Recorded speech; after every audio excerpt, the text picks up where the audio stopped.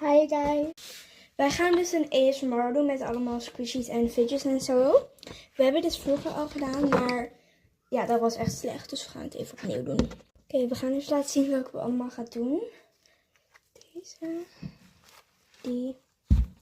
Deze. Deze is kapot. Oké, let's begin.